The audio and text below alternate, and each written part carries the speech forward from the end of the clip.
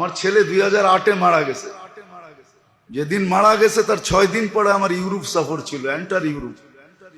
আমার ভিসার জন্য আমি জার্মানি এমবেসিতে গেছি, তো আমার লঙ্গি পড়া, কেন ছেলে মারা গেছে 6-7 বছর, যাকে নিয়ে চিকিৎসা করছি জানেন তো আপনারা, বাংলাদেশে ব্যাংককে। প্রথম ছেলে, মনটাও ভালো ছিল না, থাকে কি কইরা।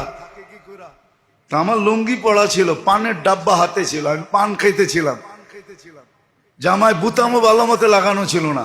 আমি যখন জার্মানি এমবেসিতে ঢুকি, তো যারা বৈশা আছে ভিসার জন্য সবাই আমার দিকে খিলখিলায় হাসা দিছে, যে দেখো মোল্লা এসে, চেহারার অবস্থা কি, এ আসছে জার্মানির ভিসা নিতে, তাও সেনজিন।